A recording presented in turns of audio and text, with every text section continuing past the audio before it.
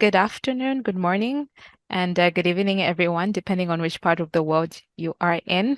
Welcome to today's webinar. Thank you so much for being on time. We already have 102 participants, which is quite outstanding.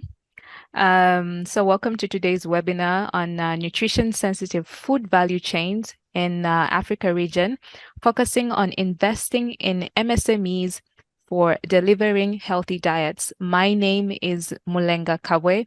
I am a nutrition consultant working with the ECG nutrition team in Rome, Italy, and I will be your host for today.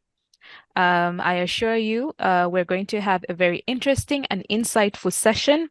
And we have a number of experts and representatives from various MSMEs from East and Southern Africa. So sit back, relax, and enjoy the webinar. So with that being said, I will quickly run through a number of housekeeping rules to ensure that the webinar runs smoothly.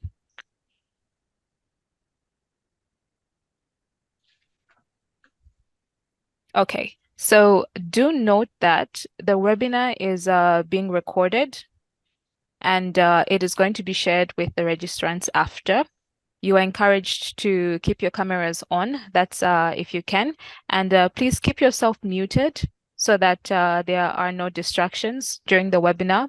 If you'd like to speak only during the Q&A session, be sure to raise your hand, or you can use the Q&A box at the bottom of the screen to insert your questions, and use the chat as well to interact, to introduce yourselves, and also to share resources. I assure you we have a number of outstanding participants in the list, so please make sure to make use of the chat and also rename yourself on the Zoom platform so that we can identify you properly. So I'm going to quickly run through the agenda. I hope you can see my screen. Okay, so we are going to start with opening remarks by Ms. Sarah Mbago, the Regional Director from IFAD East and Southern African region. Then we're going to go through a fire chat that will be facilitated by Ms. Nomin Delga. Soon after, we will go through a panel session with some very interesting MSMEs that will be moderated by Ms. Putso Nyati. And then finally, we're going to go through a Q&A session. That's where I encourage you all to put your questions so that we can make this session as interactive as possible. And then lastly, we're going to have some closing remarks by Ms. Sarah Kukaukau. So sit back, relax. And with that being said, I would like to hand the floor to Ms. Sarah Mbago to give the opening remarks. Ms. Sarah, the floor is yours.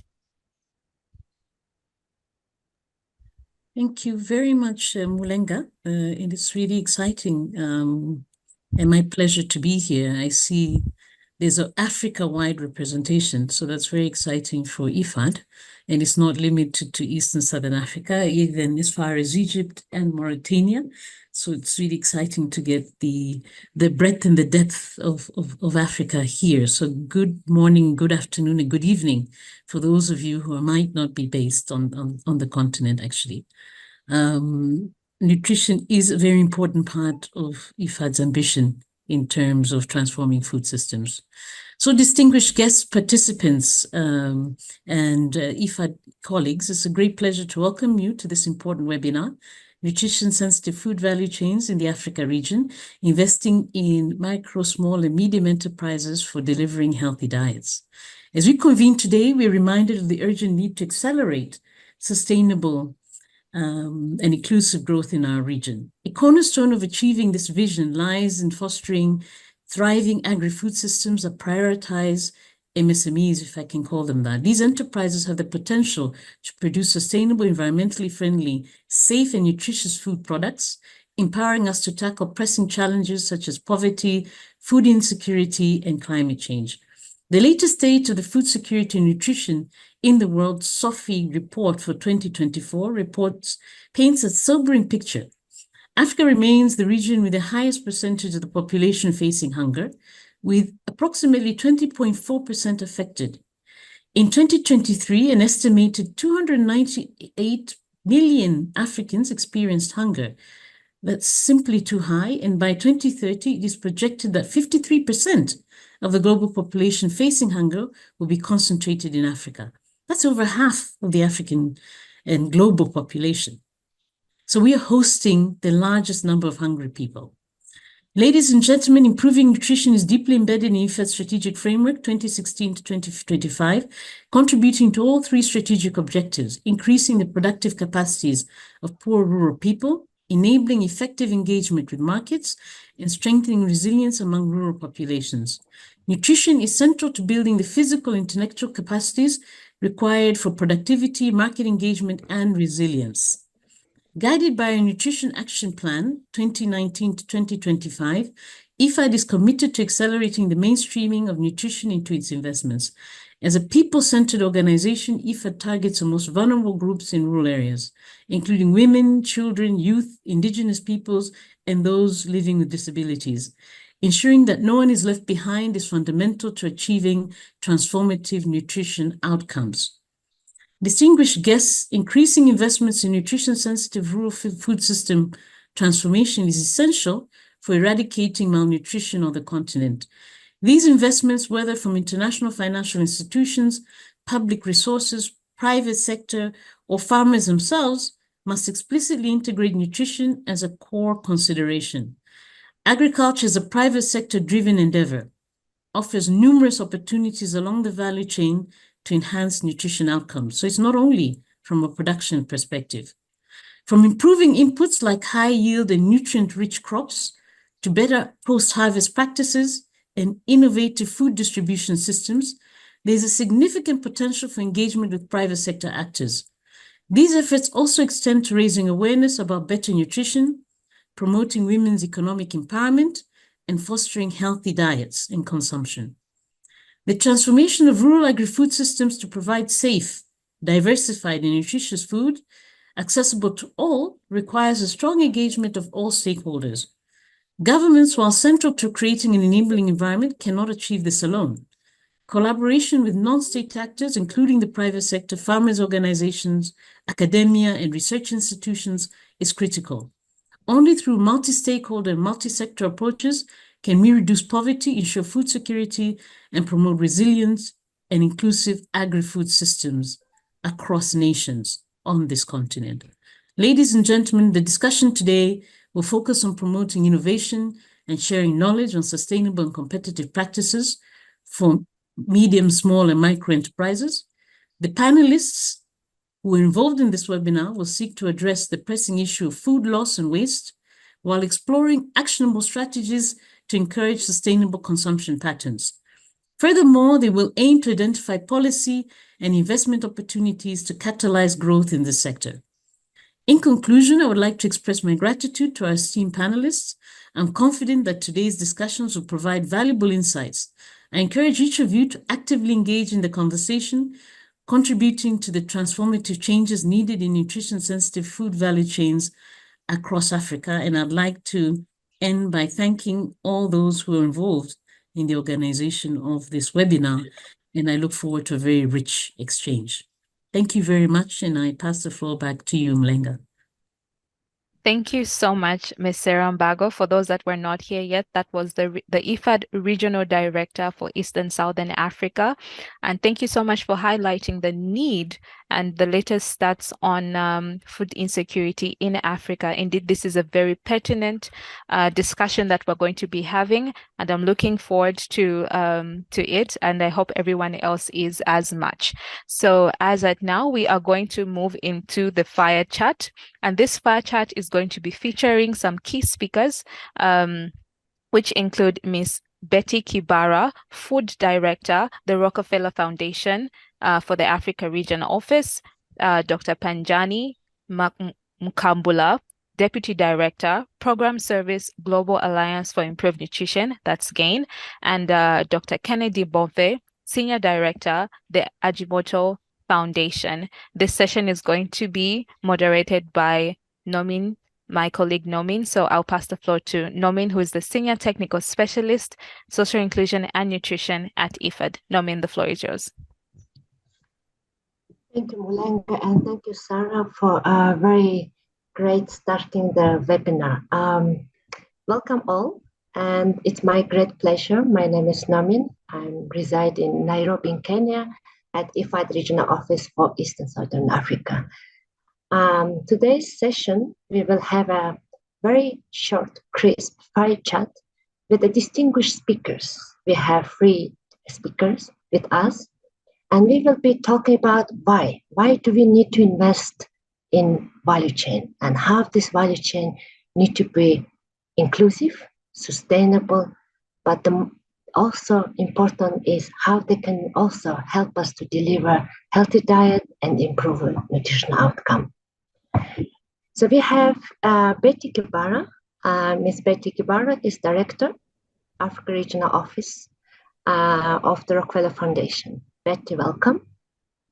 Thank you. And Betty, the question is, it's very interesting that we have embarking in value chains that are very important for us. But from your perspective, we know that Rockefeller Foundation is more and more investing in value chain, particularly in MSMEs, and particularly for promoting healthy diets.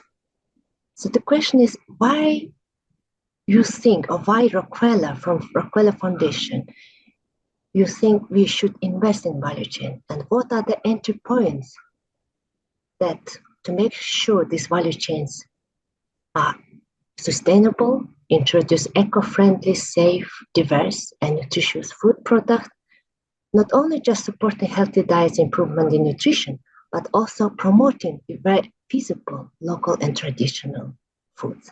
Over to you, Betty. All right, thanks so much. When I read your question, I said, gosh, this is a very loaded question. But before I answer your question, I want to start with a personal story of how I've engaged with value chains.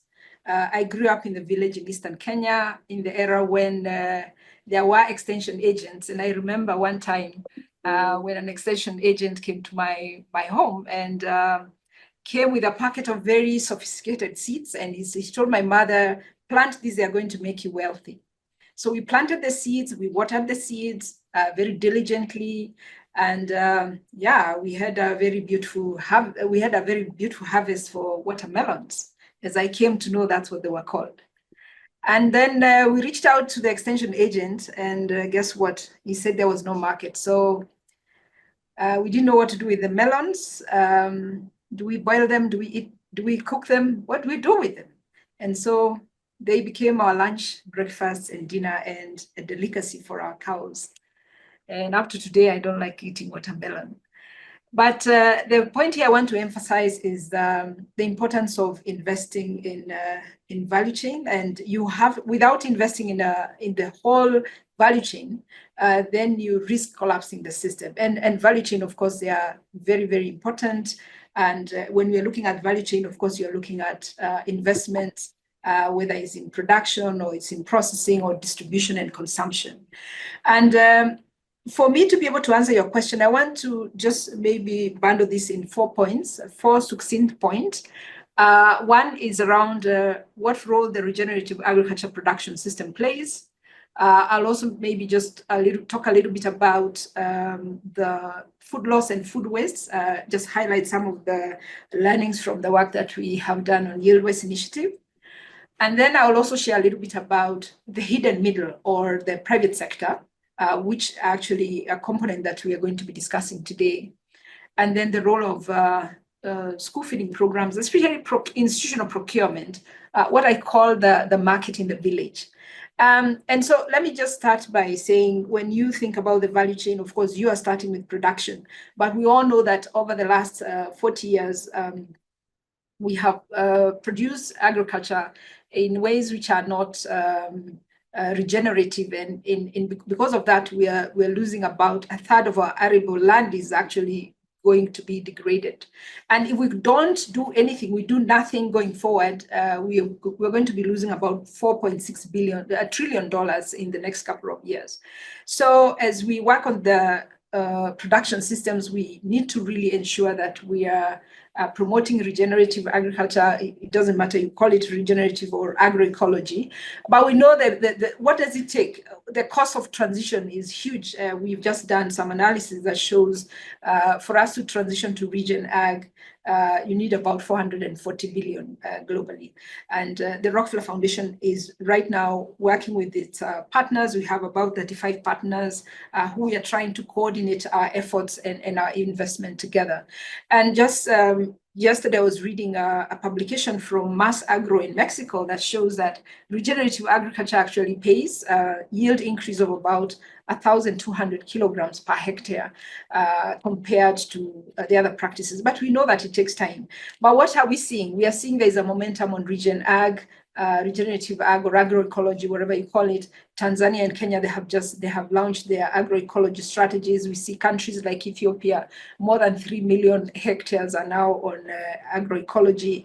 And they have some interesting things like vermicomposting, which is done communally. We have seen, for example, Ghana is also one country that is promoting organic fertilizer for its subsidy.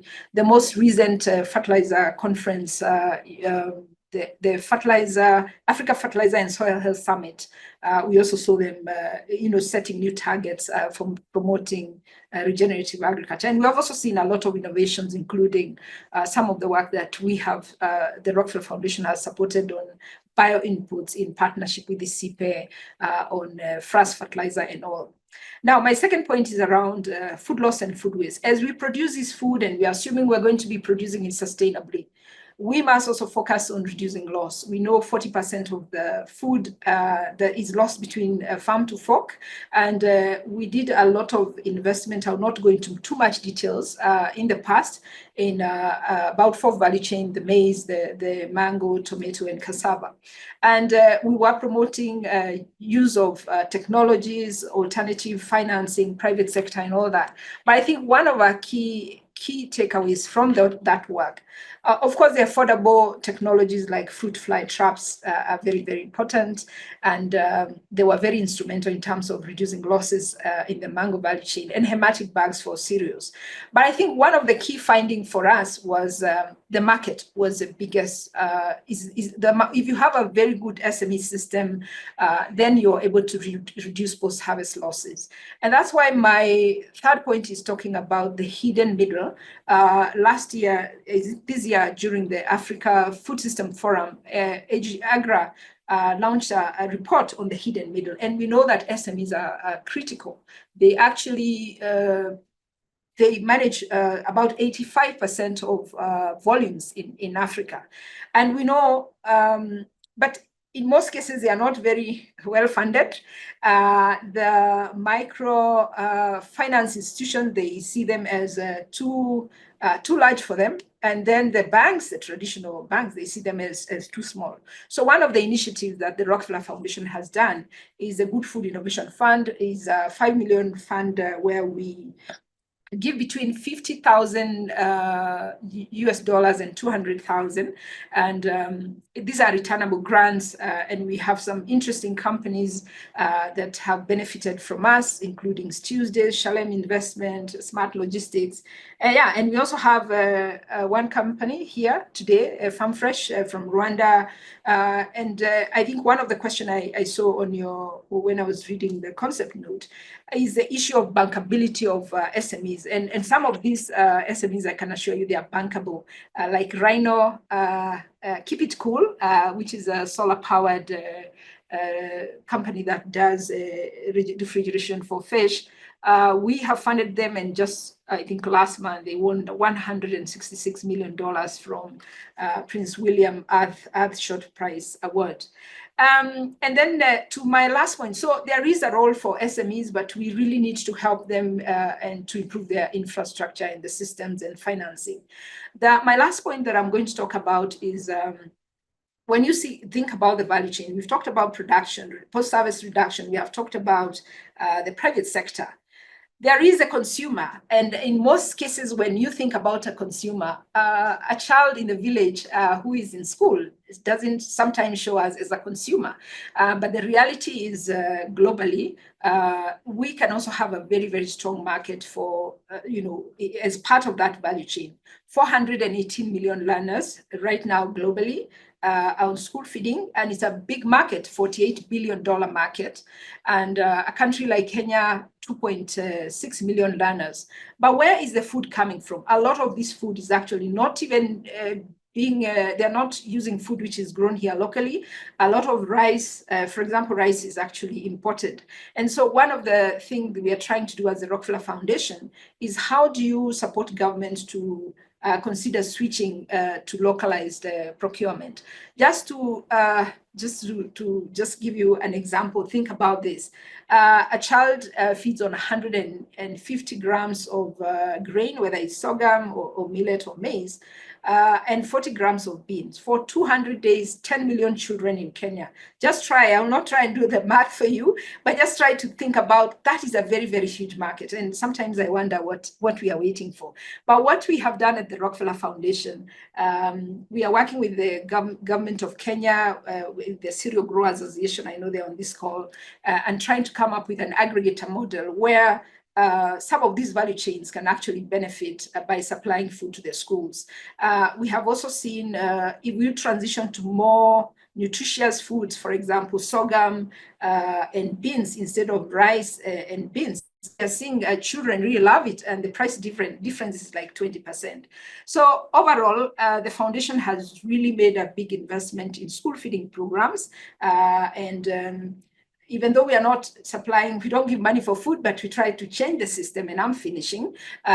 In the last 2-3 years, we can say we have managed to reach about 1.5 million learners with good food. And I know David is going to be speaking about the fortified whole grain. I'll not go into that. Biofortified beans, more than 400,000 learners in different countries, including Malawi, Kenya, and Tanzania. And then the most exciting for me, most recent, is unpolished parboiled rice from about 100,000 learners now in Benin are consuming their locally produced foods. And so as I finish, what I can say is that the foundation has really seen this space of institutional procurement and school feeding program as a big demand pool, and also as a way of improving the learning outcomes for the learners.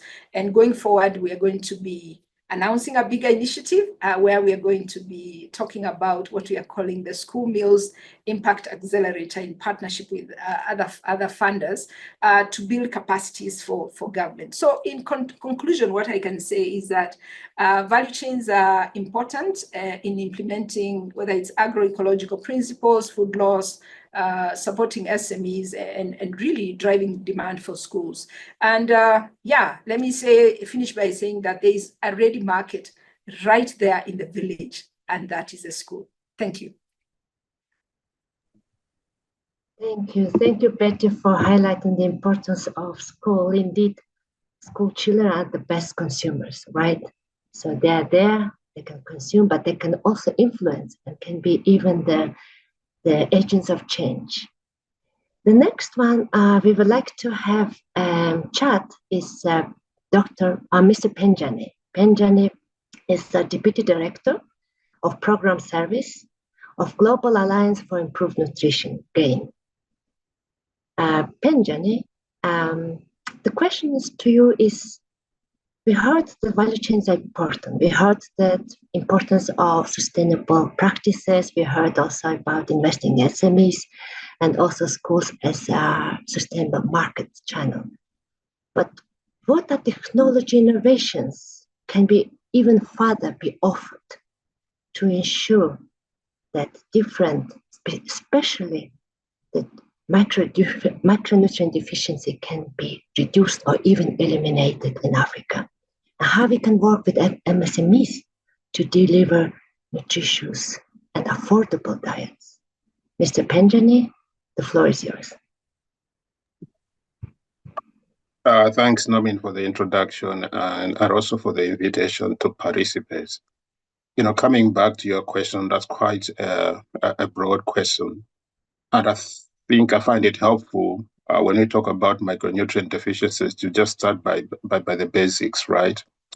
All of us need micronutrients or nutrients or vitamins and minerals, depending on which term you like to use, in very small quantities, of course. They are important for children in terms of their healthy growth and development. They are important for all of us for the functioning of our immune systems, but they also are important to prevent a number of health conditions. So, for example, we know iodine is quite critical in terms of preventing goiters and for children for brain development. If their brain is underdeveloped, then they end up with low mental capacity, which affects education outcomes and economic productivity. And vitamins like vitamin A are important to avoid conditions such as night blindness. So the question then becomes, how big is the problem and what can we do about it and what is the role of SMEs? I think globally you're looking at least 3 billion people that have one or more micronutrient deficiencies. That translates to about a third of the global population. So that's a big issue. Why is it that we have micronutrient deficiencies? Is a variety of factors. Some of it is because we have diseases that are impeding the absorptions of vitamins and minerals in the body. But by far, a lot of us get our micronutrients from food, right? And if we are not eating a diverse diet or a healthy diet, which is, fruits, vegetables, fish, animal source foods, legumes, you name it, a whole diverse diet. What it means is that we'll end up with micronutrient deficiencies. And if we look at the State of Food Security and Nutrition report that was published a few months ago, the figures of people who cannot afford that healthy diet is approximately 2.8 billion people. It's come down slightly from the peak, which was 3.1 billion when COVID hit. But the unfortunate thing is that while all the global regions, those figures are coming down, in Africa, the figures are going the opposite direction. The figures have actually increased. And so if you look at the number of people in Africa who can't afford a healthy diet, that figure is now at 925 million people. On a continent where the total population is around 1.3 billion, that's scary. And to be frank, while we're talking about that figure as 925 million for Africa, it's basically a sub-Saharan African problem, right? 90% of those are in sub-Saharan Africa. And so the question becomes, what else can we do? So it's a number of things. It's ensuring we have diverse diets. But the reality is we have micronutrient deficiencies because people are eating a very narrow diet, diets that are rich in maize, mostly, or cassava. So if you go most parts of East, Central, Southern Africa, you look at a plate, 90% of it is maize, koito, gali, sima, sadza, depending on what you call it, from which part of the continent you're from. And so one of the ways that we're working on to get around that issue is the whole issue of fortifying foods. What do I mean? That's essentially addition of vitamins and minerals during food processing. These might be large processors, but they also may be small and medium enterprises. So whether they're fortified, whether they're processing maize flour, rice, salt, edible oils. So we essentially adding vitamin and minerals to that to ensure that you're getting those nutrients to the populations to prevent those deficiencies. And why is it important? I think I'll mention 3 factors. One is the amount of scale that you can be able to reach. So if you take the most successful form of fortification, for example, which is solarization, and if you look at the data for UNICEF, they show that approximately 90% of the global population consumes salt that's iodized. And that's approximately 6 billion people worldwide. And if you go back 20, 25, 30 years ago, back in 1993, there were 113 countries that were iodine deficient. Today, those countries are down to 20. So that's a huge amount of progress. So the first thing is the amount of scale that you can reach. The second thing is around the sustainability. We know governments can't address all these healthy issues. And fortification, particularly working with SMEs or large-scale millers, you find a way of cost sharing between private sector and government. Private sector are the ones that are fortifying, adding vitamins and minerals to the foods, and consumers are paying for that. And governments really are only incurring the costs around monitoring, which, broadly speaking, accounts to 10% of the total program cost. And then the final point is the cost effectiveness of it. It costs about 1% of the retail price or less. Yes, for some vehicles like rice, because they're relatively new, it may be anything between 2 to 4%. So it's that cost effectiveness bit of it. So, coming back to your question, what's the role of SMEs and what are some of the technologies? SMEs are food producers. They're milling a lot of the maize flour in Africa. SMEs are involved in edible oil value chains. SMEs are involved in rice production. All those foods can be fortified. And so SMEs have a role.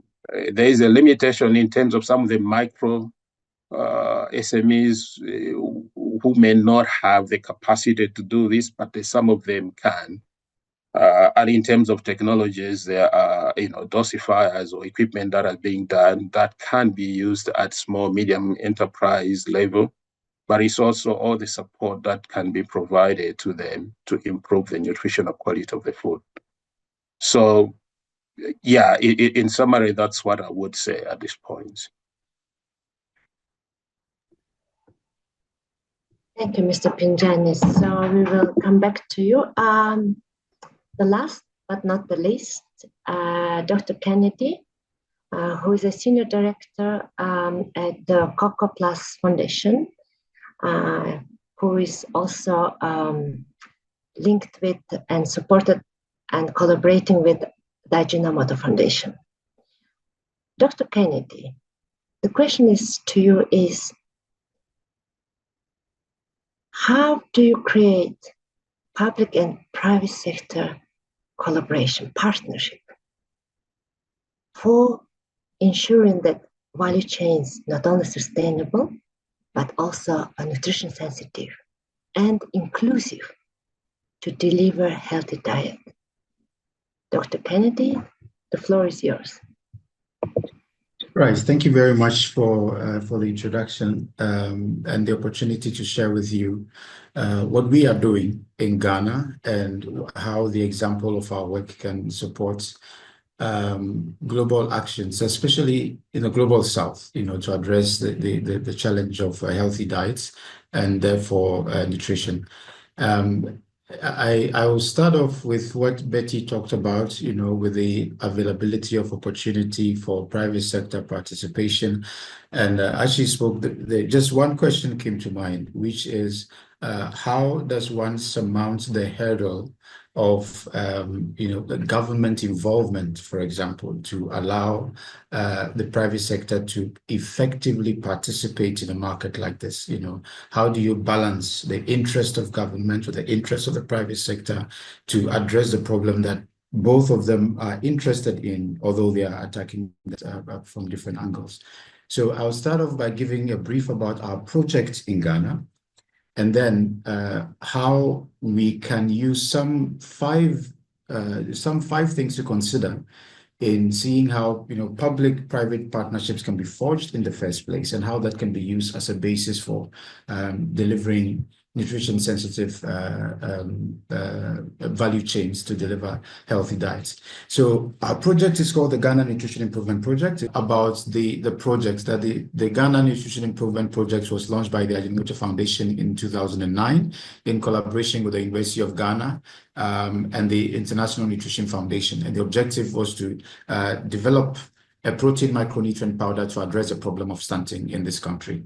And so how we'll be able to use this private sector activity together with the public sector to sustainably deliver nutrition. I would like to mention just 5 things for us to consider. One of them, the first, is understanding the problem in the context. Now, when we began in 2009, we knew that the stunting rate in Ghana was 28%.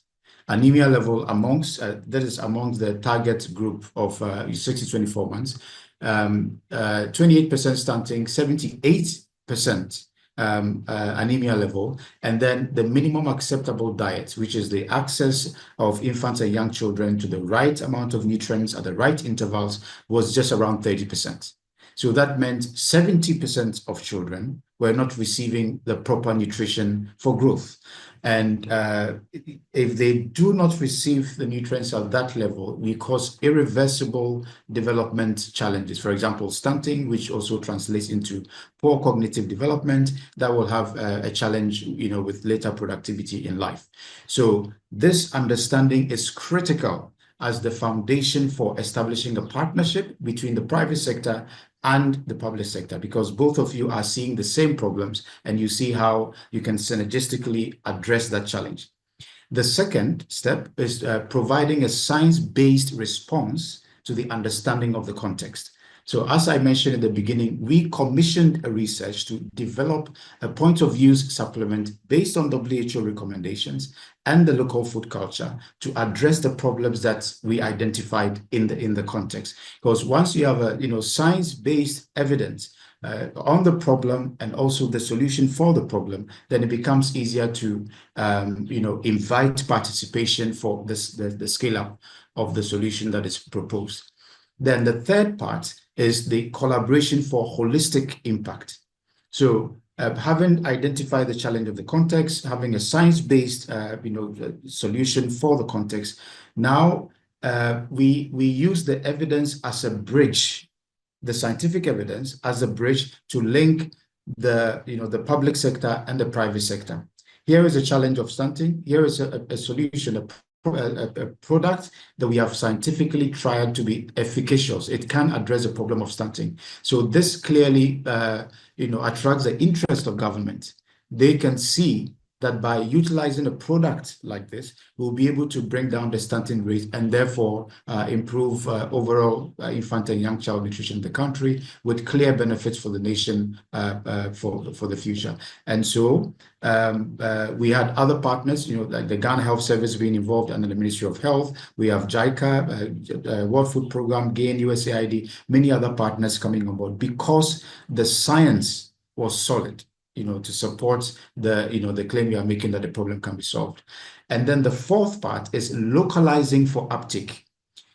We localize for uptake. Now, we didn't bring a foreign in quotes, a product which is foreign to the taste of the Ghanaian people.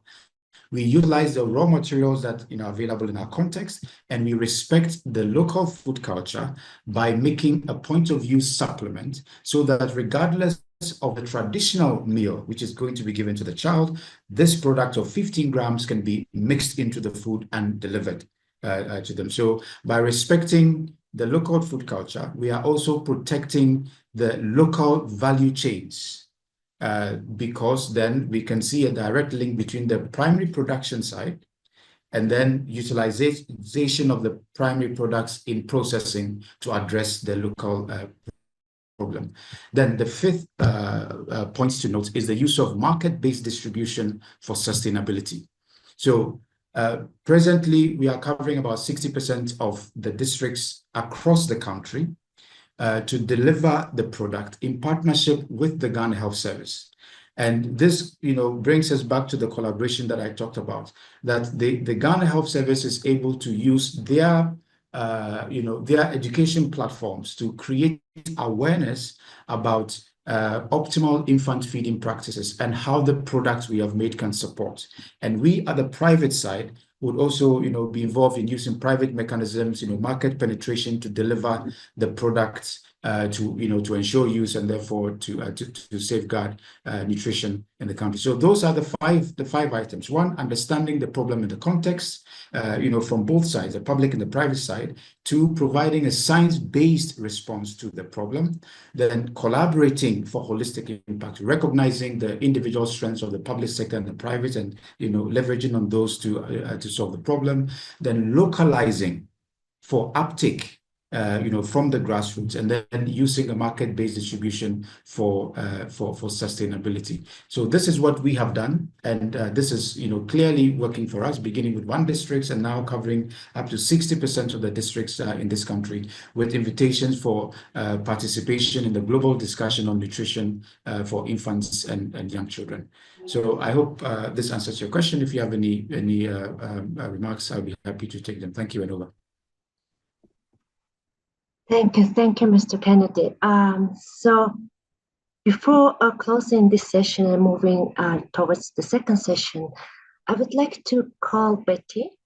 Betty, you have a 30 seconds for key recommendations on investing in nutrition-sensitive food value chain and increasing financing for MSMEs. Betty, the floor is yours.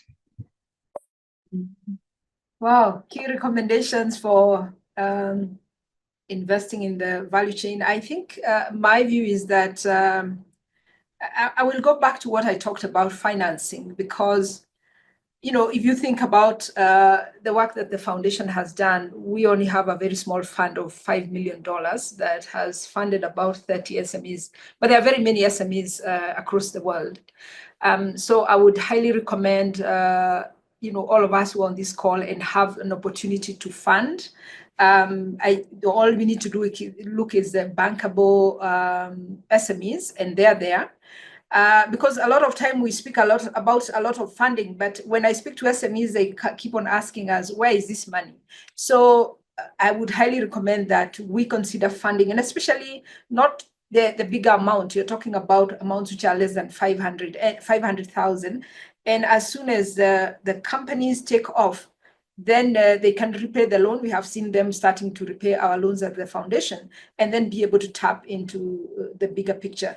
And then to the government, I still think there is a case to work with SMEs. I know some of the SMEs that we are working with in the schools, they are providing food to the learners. And there is a way, for example, the project we are working with the Cereal Growers Association, where the government has come out very clearly and said, we want to source directly from farmer organization, farmer SMEs, and they are willing to do it. So it is doable and it can be done. Thank you. Anjani, 30 seconds. You have a 30 seconds for the crucial recommendation or element to consider for scaling up the investment in nutrition sensitive value chain, and why we have to invest more in MSMEs and how. Benjani, the floor is yours. 30 seconds. Yeah, given I spoke about the role of the SMEs and fortified foods, I will make a recommendation which is policy related to that area. So for you to fortify foods, you need vitamins and minerals. Most of these are imported in Africa. I think there's only 3 countries that have got any local production. That's Nigeria, South Africa, and recently Tanzania. A couple of years ago, we did a mapping of all the tariffs and customs duties that are imposed on vitamin and minerals, and it's so variable. Other countries have 0 tariffs. Others have got tariffs as high as 30%. Now, in as much as fortification is quite a cost-effective intervention, fortified foods or most staple foods are very high volume, small margin businesses. And so if you're adding tariffs as high as 30-40%, that's not great, particularly for a product that's going for public health intervention in a country. And so one key recommendation that we have been working on with various governments is completely take out any tariffs on fortificants that are used, because these have a more significant impact on SMEs as compared to some of the larger businesses. And that limits availability of fortified foods. And of course, with that, the impact in terms of micronutrient deficiency. So one thing, just take off the tariffs and ensure SMEs are able to fortify. Thanks. Thank you, Mr. Pinjani. And okay, the last and the least, not the last and the least, Dr. Kennedy, over to you. You have 30 seconds to highlight the key element that you see the most important in scaling up the nutrition sensitive value chain and the business promoted by MSMEs. Dr. Kennedy, the floor is yours. Thank you very much. So I would say, number one, let us use scientific evidence as a bridge to link the public sector and the private sectors for synergistic impact. Then secondly, we should leverage on the strength of the public sector for behavior change communication and integration of the nutrition solution in the national health agenda. And then the strength of the private sector for effective distribution of the nutrition solution through the markets. Thank you, and over.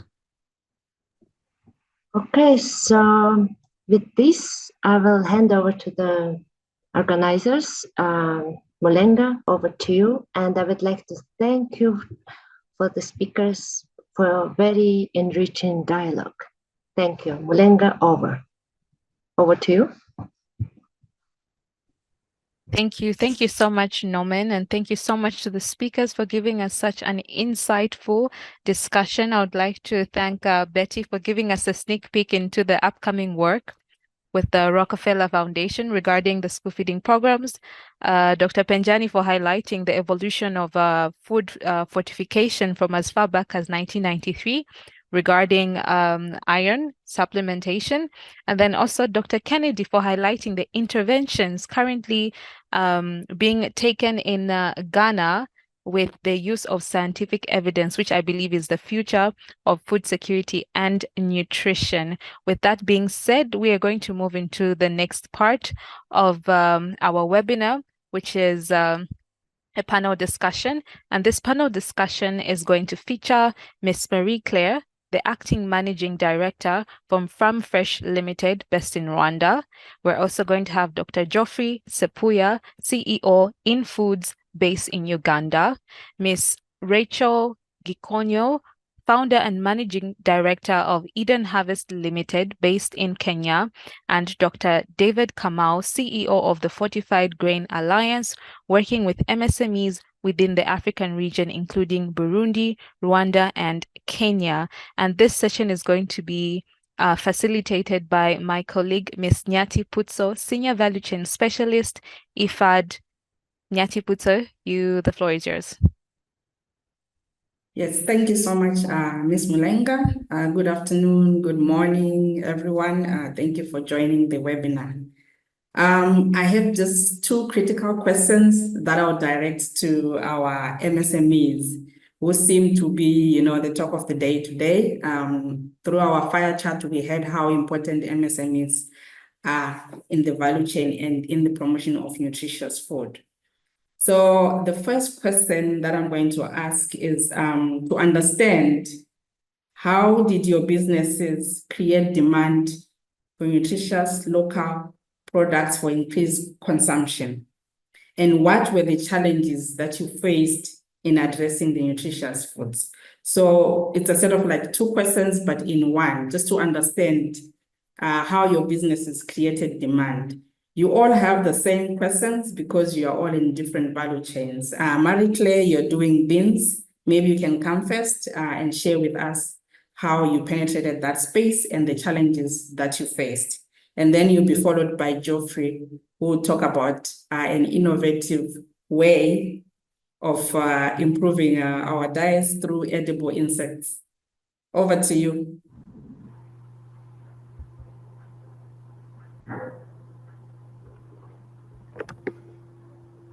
Hello. Yes, we Hello? can hear you. Oh, cool. I'm Malikle from Rwanda. Company is Farm Fresh Food Company Limited. We are producing pre-cooked beans. Especially here we are talking on the nutritious food. Demi based on high iron beans are one of the products we put on market. The main challenges we are meeting with is some problems in the value chain. As you said, they like in finding best quality of dry beans. It is an issue because sometimes we meet with low technologies in preserving dry beans. Sometimes we meet with the beans with the weevils, beans with damaged, including damaged beans, including the beans which are with mold. And that time we put our effort in making the quality of dry beans first. If you are making the quality of dry beans first, it requires investment, additional investment, and the cost of dry beans increases at that time. If you bought beans like on 1,000 and you add on another technology of sorting, deep sorting, and the drying again, so it is additional cost which comes on raw material dry beans, which is it is planned, but it comes on a cost of it and add a cost of final product of what we put on market pre-cooked beans. If we put market pre-cooked beans and the price of it differ to all those activities done, including production cost as well. Another challenges we are meeting if it is most of the time our companies are not having enough investment, and sometimes we miss some equipment, we miss some things which is including the production process, which may be good, but if we don't have it, we struggle doing like manual things which are not putting a best quality on our product, because we need to have, when we are doing this kind of business, we always have to be on top about quality, about safety, about appearance, about taste. Yes, you have to be competitive on everything. And to be competitive on everything, you have to be in all those sectors, in all those parts of production successfully. So if we meet the challenges of having like one of equipment like sorting machine, like sorting, like other equipment in between, it is a challenge. And to overcome those challenges is not easy. It is a long-term plan. To be as a business, to have a plan of having the benefit which will allow you to buy an equipment with, which is expensive, not easy. Another challenge we are meeting with is actually there's nutritious food, and like Farm Fresh, we are having pre-cooked beans packet, and in Africa, you know that is not easy to educate people from traditional working of cooking beans. Educating people and making them understand how best pre-cooked beans is, how best it is environmental friendly, how best is time saving, how best is increasing hygiene, it is increasing clean cooking. It is not easy. It is a main challenge because some people they say no. We don't need to understand that. We don't need to understand that beans are pre-cooked and packed. We normally know that beans are cooked with 4 hours on our stove with wood or charcoal. So we don't need to understand. So it is not easy to take that person to understand that pre-cooked beans is better. It is saving environment. It is saving her health because you cannot smoke for 4 to 6 hours and say that you're healthy. But Farm Fresh is there to give you food which may be ready in 30 minutes or 20 minutes. And you are successfully have the same thing that you was looking for 4 hours or 6. Yes, it is not easy, but we keep trying. We keep trying people, and from the beginning to now, there is something, there is a good progress. It is why we are still in a business. If there is no good progress, we may say that, oh, let us live from this. Another challenge is most of the Can time. I interrupt you a bit, Marie-Claire? Yes. Yes. Can you just share with us how you managed to create demand for your pre-cooked beans? We didn't get that. How you managed to create demand before you finish off your challenges? How did you Okay. create that demand for people to really want to eat pre-cooked beans? How did you penetrate the market? Over to you. Yes, the testing help us to penetrate the market. It is what I was saying, which we included even in a challenge. It is education and creating awareness to the people. So we keep educating people through different social media, through different ways of educating it, like our team of marketing when we are doing marketing, like now we are doing marketing in institution. We are fully going in institution. So we visit like one school with another, educating how best Farm Fresh Beans is. We are visiting like a Ministry of Education, educating from those top management to understand how best pre-cooked beans is and how best it is bringing benefit environmentally, nutritionally, and creating good hygiene for kitchen staff, creating good time for doing other things by saving time of cooking. So it is the first is education.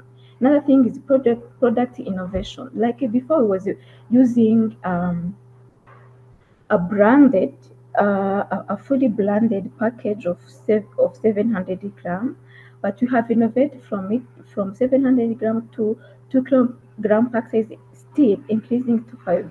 We are planning to increase to 5 kilogram pack size. It is innovation, and we reduce the blending because people were saying our blend is 700 gram and say, hey, this is not mine because it looks expensive. So we remove the brand and we put on the local sticker so the people becomes understand that this can be for me as well, and to use it even applies. Another thing is distribution channel we have done. We was before we was doing distribution for ourselves, but we are partnering with other people through distribution. Like in Kigali, you have one distributor distributing beans in the supermarket. We are having like 20 supermarkets for ourselves. We are distributing in, and that distributor is having like 50, above 50 supermarket is distributing in. And any other village, we talk to distributor there to work with their own product they are distributing before, and then add Farm Fresh in. And even in export is how we do. We work with local distributor in their countries like Kenya and Uganda to distribute our things themselves there, and we give them like we change our branding and we put their name on our blended beans, saying that this is distributed by this company in that local country they are distributing in. So it is how we are trying to get demand on our product. Thank you. And another additional things we are doing here in Rwanda, we have a community activity called Umuganda.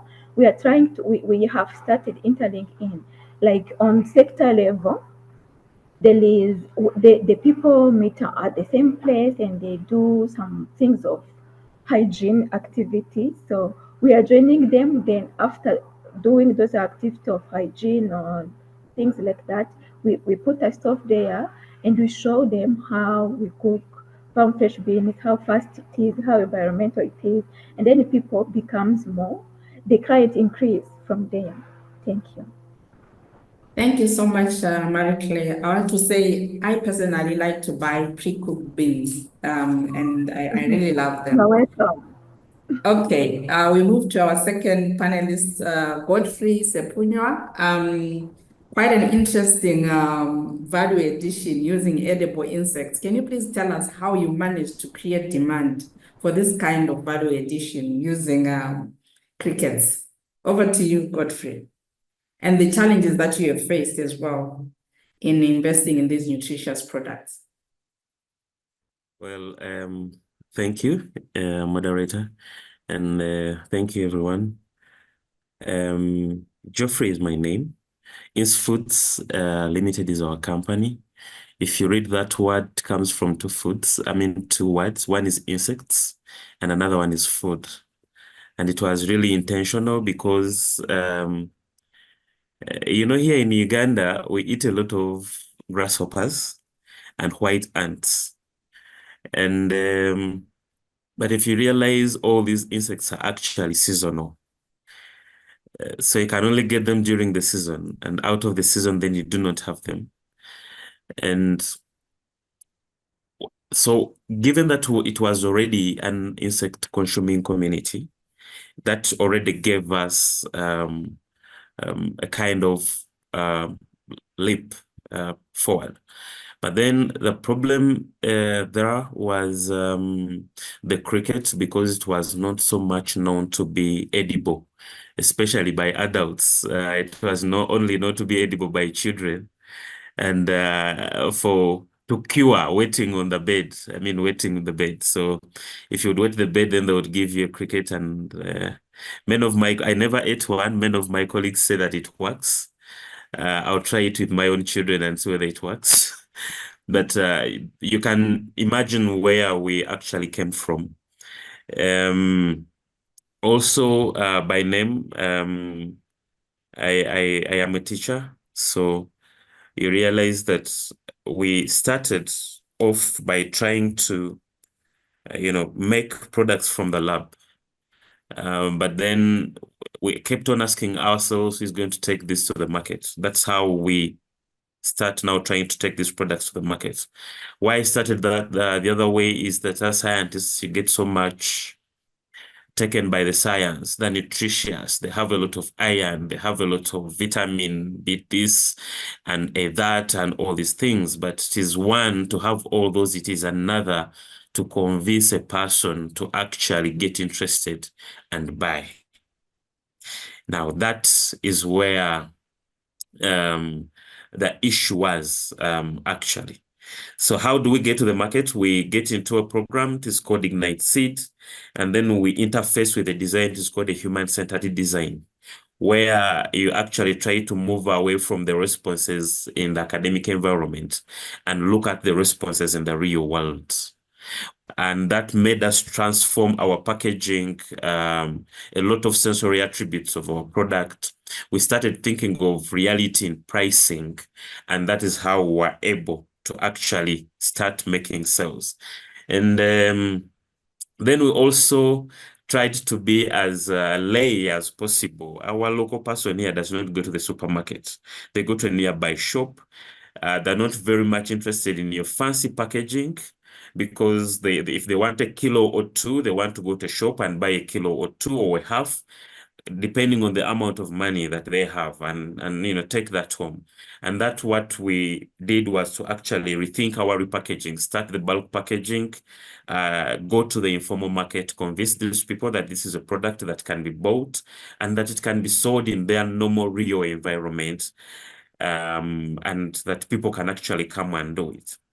So that is how we are able to penetrate the market. We are still young, I should say that, but we see a lot of progress ever since we kind of tried to take off the mask, the academic mask, and wear the common man's mask, face. And you try to put yourself in those shoes, because in the evening you also walk to a nearby shop to buy one or two things, and that is the person that you're actually targeting. So getting those opinions was very important. And it made us rethink and repackage and represent our products to the people. And that's how we are able to do that. And someone would ask me, what are the challenges? The challenges that we normally have is one where I started with, because now conceptualization is going to be easier. If the adults do not eat the crickets, but it is the adults to make the purchase decisions, you have to convince them that it is not only the children that eat the crickets, but it is also nutritious for you. So education is actually very important there, and creating awareness. But we also looked at the form. People here enjoy eating insects in whole form. I eat white ants and I eat them whole. I eat crickets because they're very much similar to white ants and I eat them whole. I have no reason of the people who eat grasshoppers. I don't eat grasshoppers because it is my clan totem. So so I don't eat it. When I talk about a totem, many of my people who have clans will understand. It's a symbol for my clan, so I don't eat it. But my mother definitely enjoys it, and they enjoy them whole, and so many other people. So, but when it comes to the crickets that they actually do not eat as adults, but they have to make these decisions, then we had to represent them in a powdered form. So we powder them, and after getting them into powder, then we incorporate them into other staple foods, which is actually very much working for us, because when person is buying a porridge or they're buying a sauce, it is simply an ingredient. So they don't have to see them, and they don't have to say, okay, I don't eat the crickets. And after all, at the end of the day, it is not actually going to taste like they're eating the crickets. They'll either be eating the beans, they'll be eating the groundnuts, they'll be eating the kalo, they'll be eating something that is actually similar to them. But then the challenge is that telling them, you have to kind of educate them that, look, we have enhanced this a sauce, we have enhanced this stiff porridge, we have enhanced this drinking porridge flour using the crickets. So awareness there needs to be created, because simply culturally, this is not an insect that they would actually eat whole. I think if we were to do grasshoppers, that would be simply, very fast, but that is not sustainable, because you cannot rear them. If you can have a ton today, it is December, come February, you won't even have 500 grams, and then you will be out of business. So that is one. Then two, despite the fact that we have all these enhancement from the crickets, we look at some other micronutrients, for example, folic acid and vitamin B12. If there is a nutritionist here, they will know that iron and vitamin B12 and folic acid have a very good relationship. Yeah, apart from now, I want to go into the bioavailability things and all the other things, but it is essential, because the anemia has kind of a way of hiding behind the vitamin B12 deficiency and the folic acid deficiency. And but what is the problem is dosing. If you want to to fortify your flour, it has to be dosed with the right amounts, and the distribution within the flour has to be sufficient. So the package should have the same amounts. But these fortificants come in very high concentrations, which means that the dosing is very little. We find problems in having a dose here. We are also a starting company dealing with insects. Oh, sorry, can you hear me now? Yes, because the bandwidth was a bit. Okay, I can. And you have 1 minute to wrap up. Yeah. So dosing, we also had problems with hiring machinery, but we are getting there. We have a few partners that can already agree to work with us, especially when it comes to bulk mixing of our products and then packaging them. To some extent, they have done it, and they have practically proved that this is not going anywhere into their products, of course, with precautionary measures. And then the other big thing was the price of the crickets. We source our crickets from a group of farmers that are already into rearing crickets. So far, it is now a group of around 200 farmers. And initially, as researchers, we had given them a very artificial price because we wanted to encourage them to kind of get hold of the technology, understand it, apply it, and start producing large amounts. Now, when we are transitioning to business, that is becoming a problem. You've been buying something at maybe 20,000 Ugandan shillings. But when it comes to doing that business-wise, it's not possible because a kilo of meat is 15,000. A kilo of fresh crickets cannot be bought at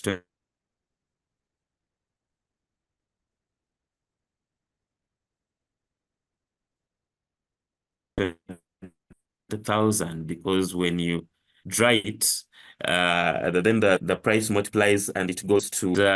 But we are already trying to work along that. A few farmers are beginning to understand that now they have the technology and they can produce in large amounts, and because they can produce in large amounts, they can sell at a lower price and still make profit, such that we can also make profit and then buy from them.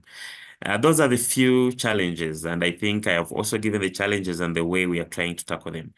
Thank you so much for.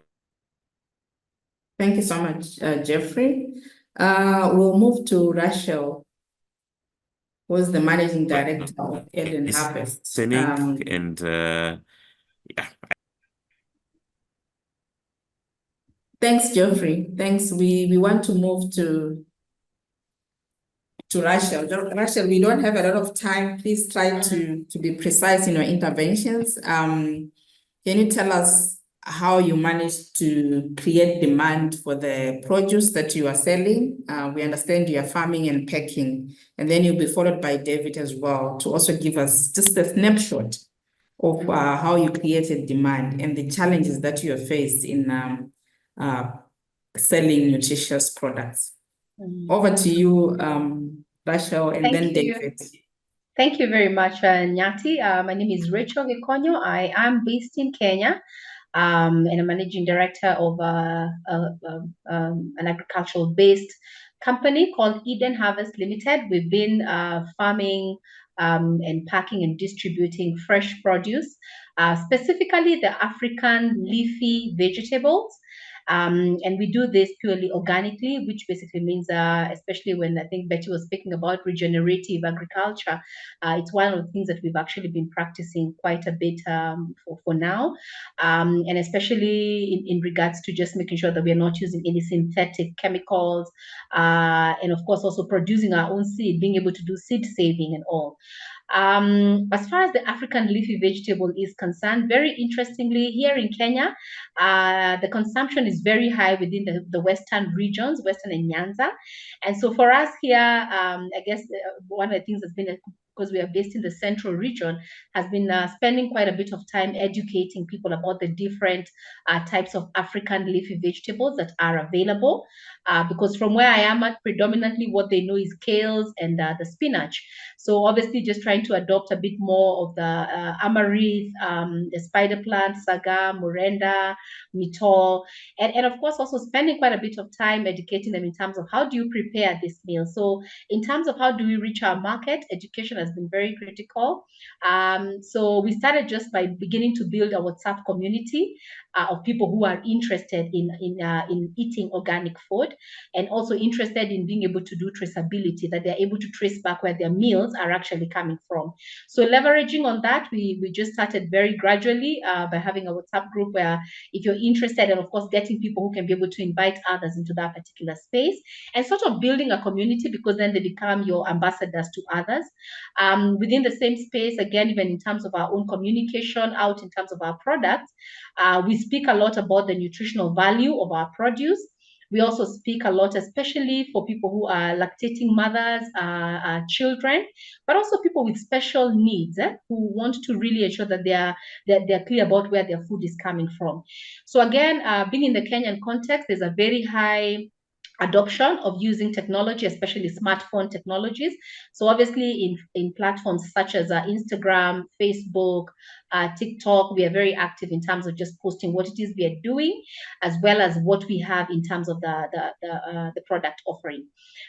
Very interesting, I think, just listening to Betty talking about the school feeding programs. So for Eden Harvest, we've not yet commercialized that. However, we have partnered with a few initiatives where whenever we have overproduction, we're able to actually give out. So we've partnered with Food for Education, whom actually have a basis here near, for us to be able to supply them. And we give, actually for those we give out, we also have Couple Africa, whom we've partnered with. Every time we have any extras, we are able to give that out.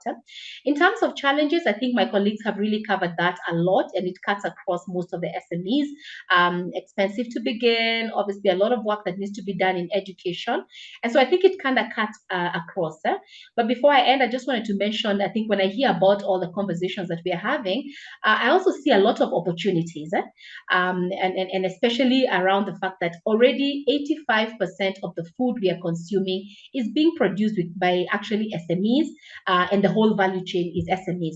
So that tells you the fact that they're 85% and they have very little support, they have very little exposure sometimes. So there's much more we can be able to achieve even with this kind of collaborative conversations. And again, also being able to see as SMEs. I think one of the things that I find very sad is when we say that there are very few bankable SMEs. So asking ourselves again, where are the opportunities? How can we come together? If I'm in the value chain of, let's say, fresh produce, how can I be able to pull other farmers together, come together as a cooperative unit, so that then as we are approaching funding, as we are approaching marketing, logistics, we are actually doing it in very collaborative way, so that then it's even easier for people like Rockefeller Foundation to be able to work with a group of people who are organized, as opposed to single different units, because then again, the impact will take a very long time to actually be felt. So that's just my 2 cents. Thank you, and over back to you. Thanks, Rachel. You already answered my last question that I was going to bring to all of you. Then quickly, can we have David? You are doing fortification of whole grains, yeah? Right. Yes. Thank you. Thank you very much, and good afternoon. So I will first give you a quick perspective of who we are and what we do. So the Fortified Whole Grain Alliance provides catalytic support to various food system actors, such as MSMEs, with a core focus of increasing production and consumption of fortified whole grain foods globally. And our core purpose is to sustainably improve the diets of school children and other vulnerable populations globally. Work is currently underway that we are doing in 5 countries within the African continent: in East Africa, Kenya, Rwanda, and Burundi; in West Africa, Benin, and Ghana. And our initial focus has been on the 3 big grains: maize, wheat, and rice. However, we have a core focus of gradually expanding to the opportunity grains such as millet and sorghum, and other neglected crops, and eventually get into blends. We intend to reach 10 million children by the end of next year, 2025. But our long-term goal is to convert at least 50% of grain foods in institutional markets and 25% in consumer markets in low and middle income countries. Now, how do we create demand? I'll really summarize this. 5 core things. The first is market linkages. So we link millers with consolidated institutional demand, and these institutional demands are schools, and Betty talked about this. Currently, consumer preferences within low and middle income countries is basically for refined foods. And we have seen that the dominance of these refined grain foods in diets contributes to the double burden of malnutrition. And if you look at sub-Saharan Africa itself, approximately 45% of the total caloric intake comes from grains. And therefore, in order for us to have an impact on the most vulnerable in society, especially school children, we have looked at school feeding as a clear entry point for whole grain products. So from this, what we do is that we link millers to schools primarily. And schools are a great or fantastic entry point because you are already creating long, healthy eating habits. And if you look at the data which Betty talked about, globally, roughly 450 million children benefit from school feeding. But in the African continent, around 100 million school children. So it's really critical. Our work primarily started in Rwanda, in collaboration with the Rockefeller Foundation and the World Food Program. And we later launched and introduced fortified whole grain foods in Burundi and Kenya. And our core focus was to replace refined flour, which is served as ugali within this region, with fortified whole grain flour, both in public primary and secondary schools, as well as ECDs. And from work that we have done, fortified whole grain foods deliver at least 6 to 7% higher quality nutrition in comparison to refined non-fortified flour. And you can imagine then, if you look at a typical school plate within our region, 60% of that plate has ugali. 1 minute. 1 minute. 60% of the plate has ugali. So if you replace that refined fortified whole grain flour, you're making a significant impact. The second key thing is budget neutrality. We strive to create demand through ensuring affordability of fortified whole grain flour.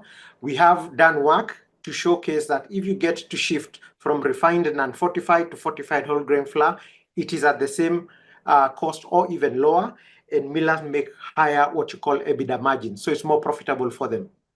The third is capacity building and local producers. We work with a lot of millers and we get to train them. We get to link them to the fund that Betty was talking about, so that then they can at least be able to have funds for them to invest in capacity building. The fourth, and this is most critical, the biggest challenge that whole grain foods face is becoming rancidity. We have invested significantly in R&D, and through work that we have done, we have been able now to achieve a shelf life of 6 months at ambient temperatures of at least 25 degrees Celsius. And how we've done that is by deploying a very cost-effective method of grain drying, by reducing the moisture content of grain from 13 to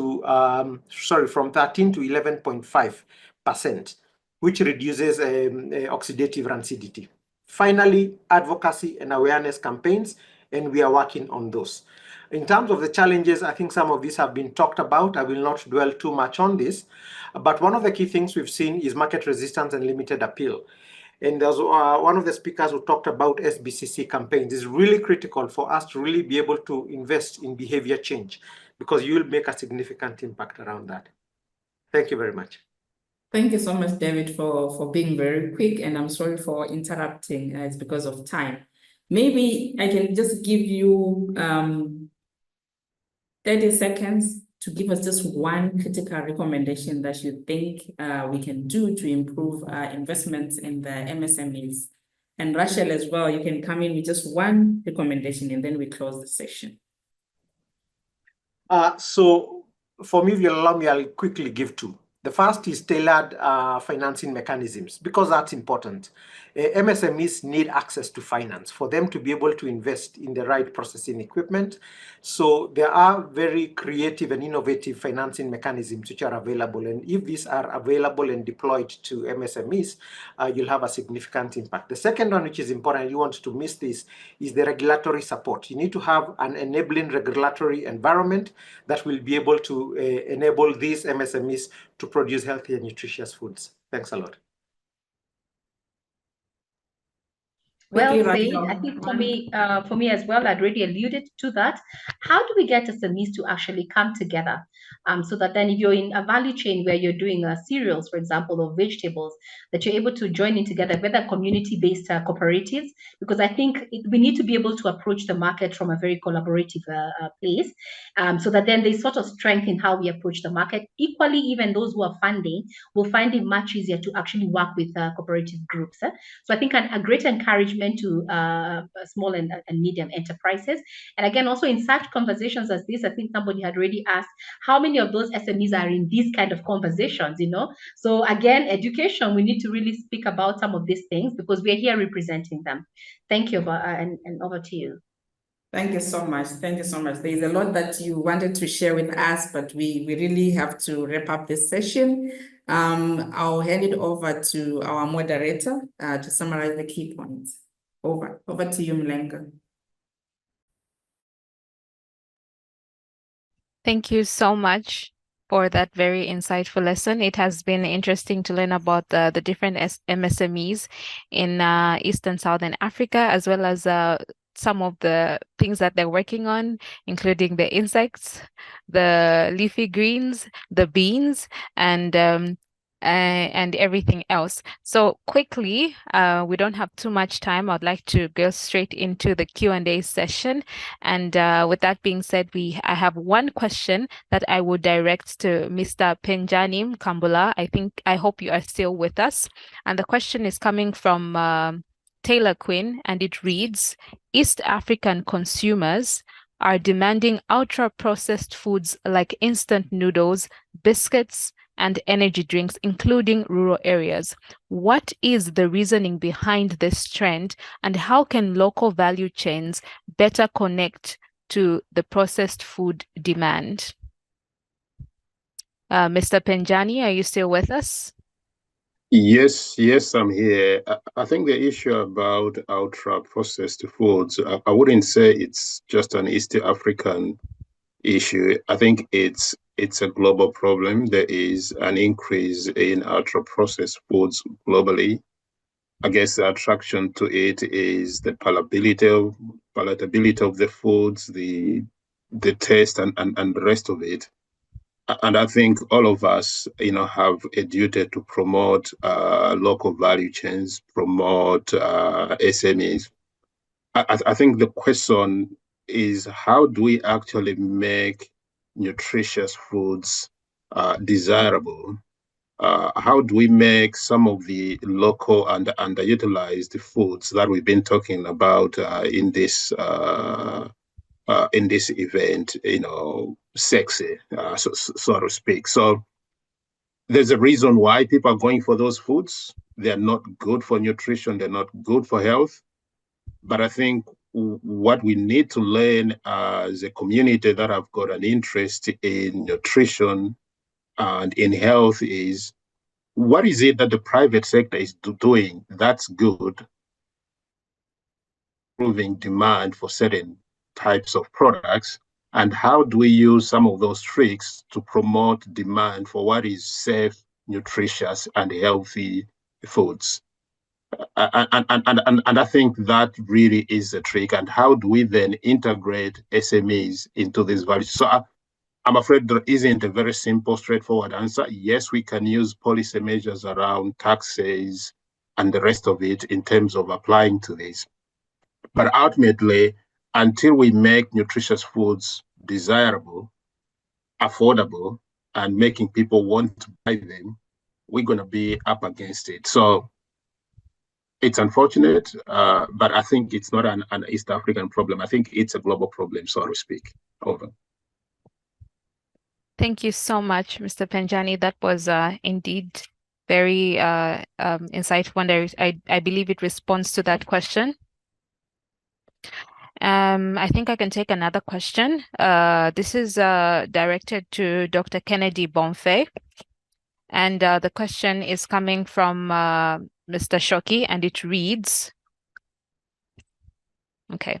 From the monitoring and evaluation and learning perspective, what are the hidden evidence-based nutrition-sensitive food value chains in the African region, investing in MSMEs for delivering healthy diets? What rooms are available for VOPEs? Those are voluntary organizations for professional evaluations, like Tanzania Evaluation Association, to participate in ensuring a transformative approach to the nutrition-sensitive food value chain. Dr. Kennedy, are you with us? And yes. Was that clear enough? Yes, I think I got the gist of that. The role of MSEs, monitoring and evaluation, and ensuring that we have nutrition-sensitive food systems. I shared the importance of research as the basis for starting collaboration, for example, between the private sector and the public sector. And I talked about, social behavior change communication being the strength of the public sector, and how that can drive an interest in nutritious foods, which I think was just mentioned by the speaker before me. So as you do all these things, you need to build the evidence. All the work that we have done, there was a monitoring and evaluation components to see the extent to which the interventions we're introducing were actually making the changes that we desired. And so the room for monitoring and evaluation is huge because then you are providing the primary tool we require to get the interest of stakeholders, the evidence, the scientific evidence that is properly interrogated and which reflects the problems on the ground and the extent to which, the solutions proposed are actually addressing those problems. So I think the efforts would swing to those parties involved in monitoring evaluation to know what are the interventions on the ground at the moment, what kinds of methods are being used for those interventions, and what tools can be used to evaluate their impact. And while I have the floor, if you don't mind, I'll just make a very quick comment about the SBCC component. This has been very central for us because creating demand for nutritious food is a huge challenge. You don't have to convince a child to eat candies, but you have to convince them to eat their vegetables. And this is why we have found that collaborating with the government, the public sector, and in Ghana, the Ghana Health Service is the primary mouthpiece for health information, and they are interested in infant and young child nutrition improvement. They see that the product we developed, with a science base is effective for addressing that. So we come together and they then educate caregivers on why they should select nutritious foods for the context and how it is important for the growth of the children and even its impact on the psychological well-being of caregivers. So without the social behavior change communication going hand in hand with the market-based delivery of nutritious foods, we will make very little gains, in the fight, for example, against the intake of ultra-processed foods. So thank you for the chance to answer two questions in one. Thank you, Anova. All right, thank you so much. And we have come to almost the end of the session.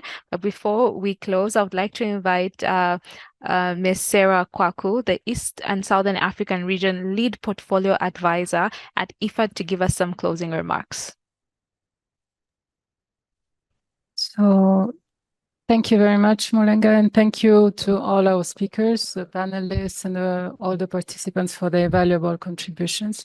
This has been a very insightful webinar, and the expertise and the insights of our speakers have enriched our collective understanding of the critical role that nutrition-sensitive food value chains and MSMEs play in delivering healthy diets. We have explored a range of topics, from the latest innovations in sustainable food production to the challenges and the opportunities facing SMEs. We have also discussed the importance of reducing food loss and waste and the need for supportive policies and investments to empower SMEs and promote sustainable consumption. The call to action from this webinar is clear. There is need for collaboration to create a more sustainable, equitable, and food-secure Africa. There is a need to champion innovative approaches and develop targeted investments to support SMEs and promote healthy diets for all. And finally, there is a need to prioritize investments to scale up value addition within local value chains for increased diversification of healthy diets. That said, I encourage all of us to take the knowledge and the inspiration that we gained today and to translate them into tangible actions. So thank you once again for your participation. We look forward to witnessing the positive impacts of our collective efforts on our region. So I wish you all a lovely rest of the day. Thanks, everyone. Thank you so much, Sarah. So before we close, I just wanted to say thank you so much to everybody who joined us, the organizers, the speakers, and most importantly, the participants. Of course, without you, this webinar wouldn't have been possible. We are truly grateful. I wish you all lovely holidays. If you're celebrating Christmas, I wish you a Merry Christmas and a Happy New Year, 2025. And thank you. Thank you so much.